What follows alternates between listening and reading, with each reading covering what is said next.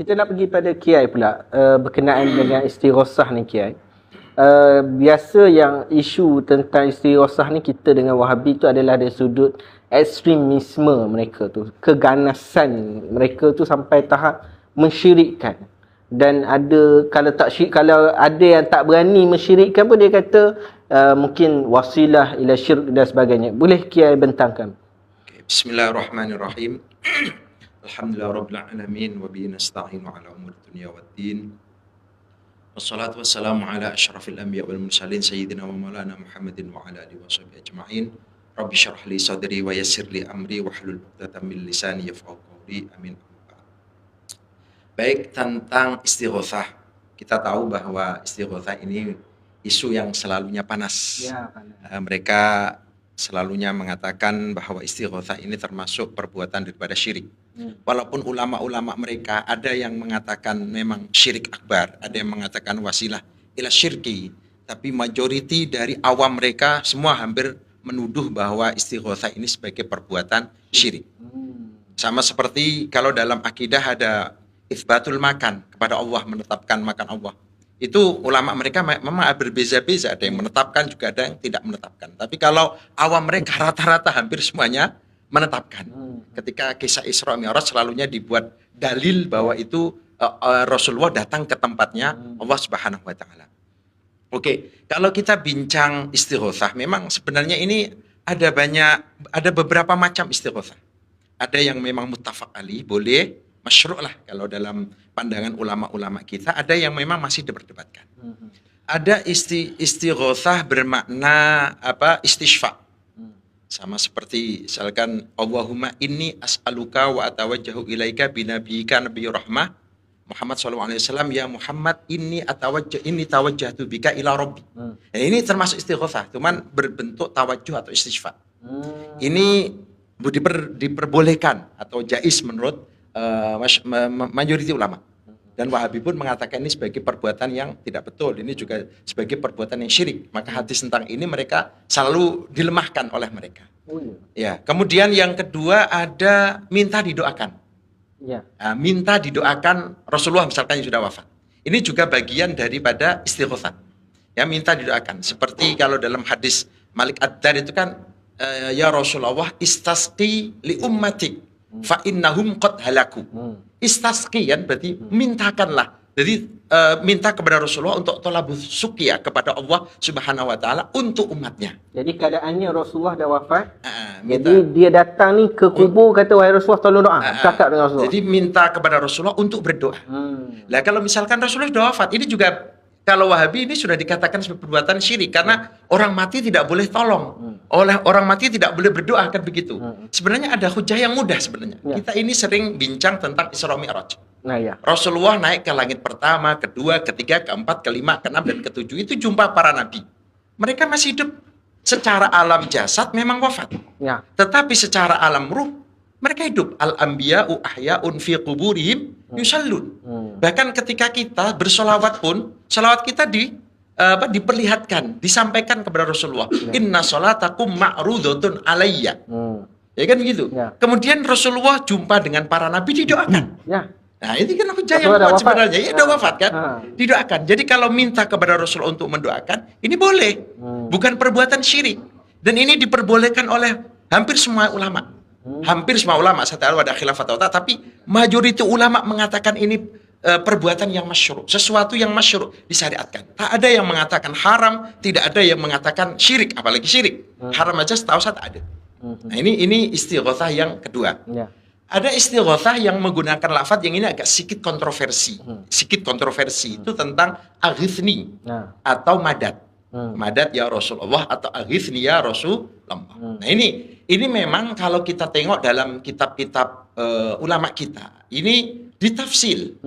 Tidak serta-merta perbuatan syirik. Kalau Wahabi kan tak.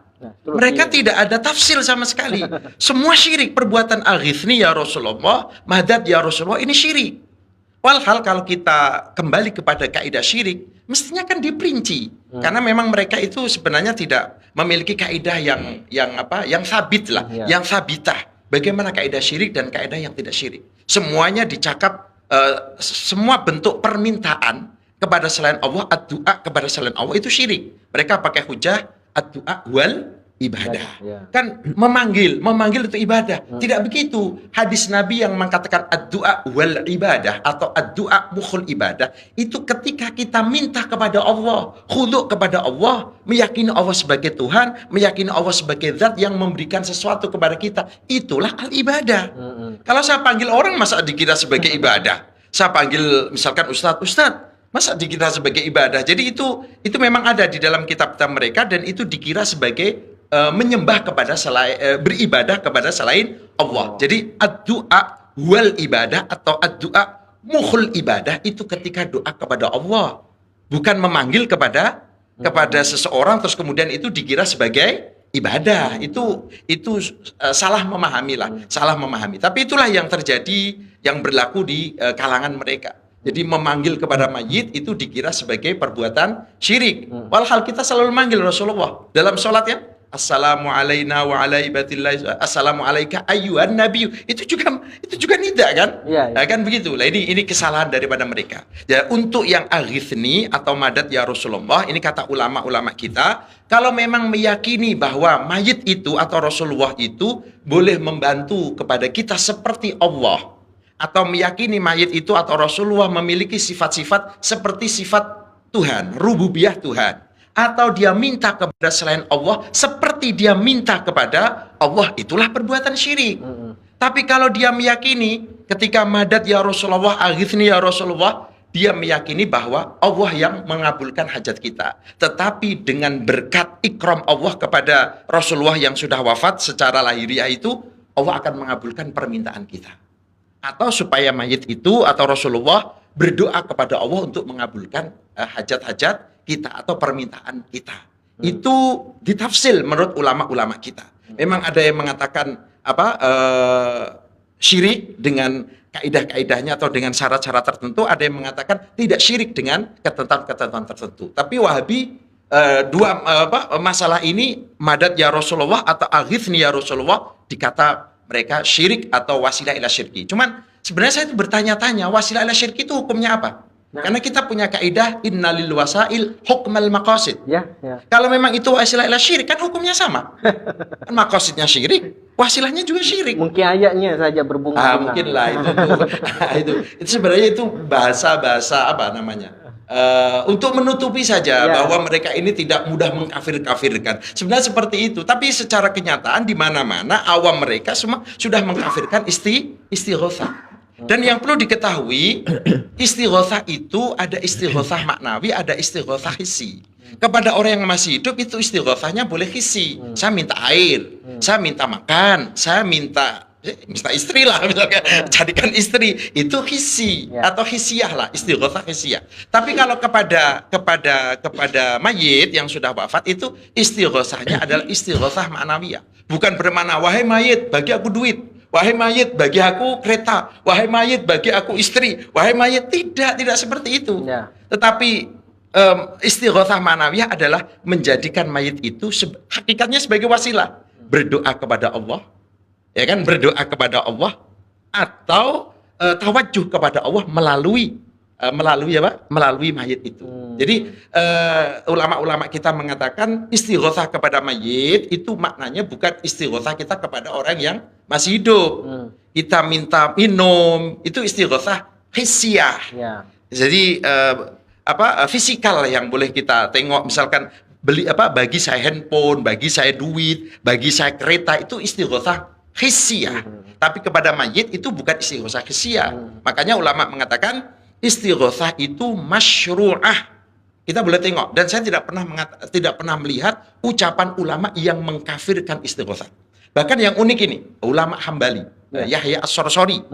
Ini dipuji oleh Imam Subki, Imam Az-Zahabi, dipuji Imam Ibnu Katsir, dipuji oleh Imam Ibnu Rajab. Bahkan Ibnu Taimiyah pun juga memuji Yahya As-Sarsari. Maknanya dia kurung ke 5 ke 6 lah. Sekitar itulah. Dan beliau adalah ulama Hambali yang paling banyak melakukan istighotsah kepada Rasulullah SAW. Nah, kan begitu faktanya. Dan tidak ada yang mengkafirkan Yahya As-Sarsari.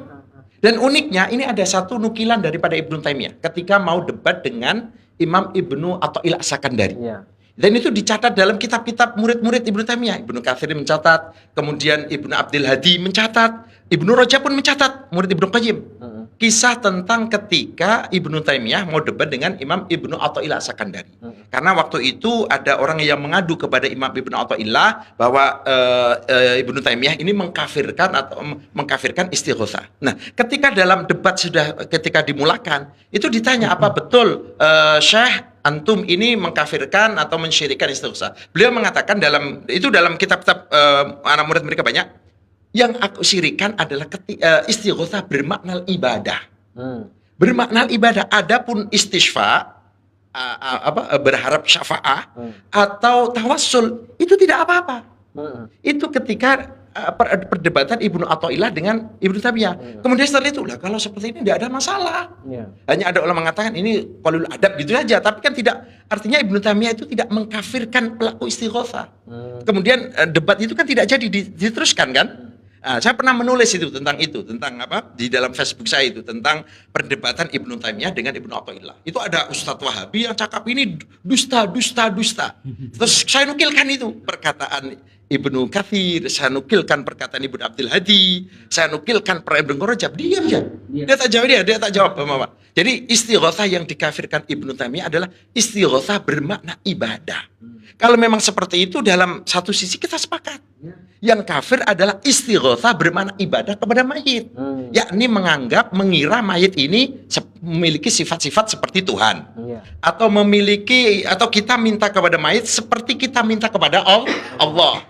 Atau mayit ini bisa mengabulkan seperti itu Tuhan. Itulah yang istighosah bermakna ibadah.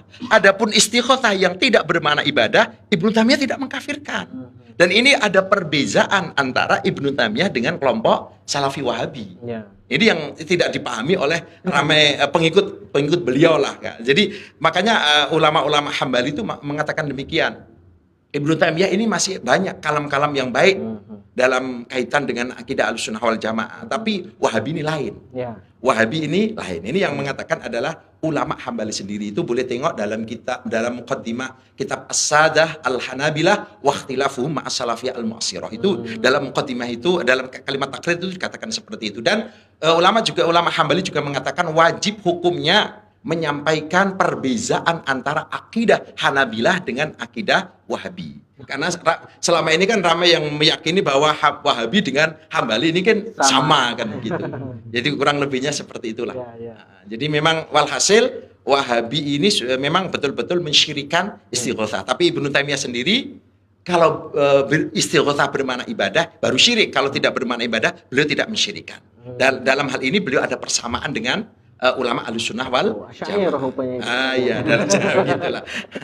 Okey, alhamdulillah satu penjelasan yang sangat baik.